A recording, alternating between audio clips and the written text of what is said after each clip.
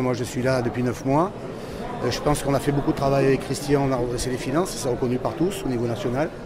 Je pense qu'on a arrêté l'hémorragie financière auprès des associations, auprès des mairies.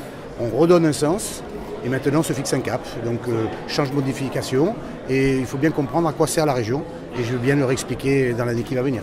J'ai décidé qu'en 2020, je ne me représenterai pas.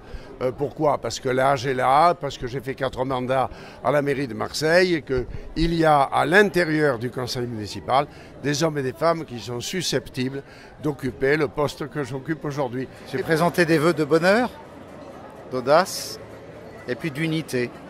Parce que je crois que les trois ne peuvent pas aller l'un sans l'autre. On sait très bien que les réalisations qui surprennent à Nice depuis près de 10 ans, c'est du boulot, c'est beaucoup d'audace avec l'ensemble de mes équipes.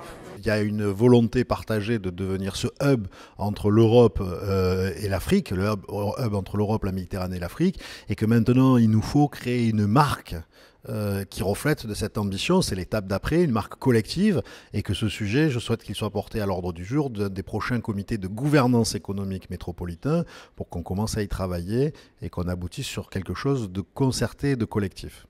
Le nombre de routes, de giratoires, de parkings qui sont créés pour accompagner des projets de centres commerciaux qui détruisent nos derniers espaces naturels en entrée de ville. C'est inacceptable.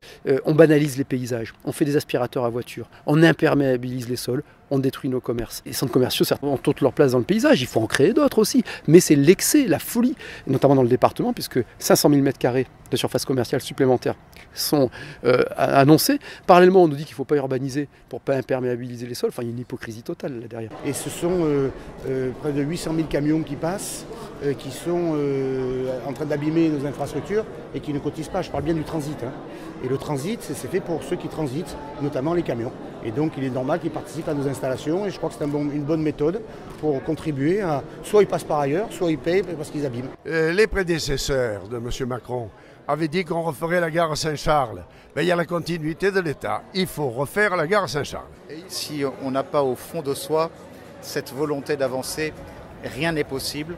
Et regardez, chaque fois que nous avons donné une parole, elle s'est transformée en parole tenue. L'emploi, déjà, on sait qu'aujourd'hui, dans le département des Alpes-Maritimes, sauf Antipolis ou même ailleurs, hein, on a une grosse pénurie d'informaticiens, de gens qui travaillent dans le numérique. C'est 1300 personnes à peu près. En fait, ce soir, on a réuni plus de 1400 personnes dans ce hall 2 de l'aéroport pour essentiellement leur passer un message d'unité du monde économique et un message de vœux pour notre aéroport, pour montrer toute l'importance de cet outil majeur pour le territoire. 1 milliard d'euros de retombées, plus de 9 millions de passagers, plus de 200 entreprises qui représentent 5500 emplois directs sur le territoire de l'aéroport.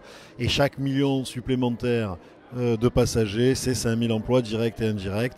Deuxième aéroport français en matière de fret. Voilà.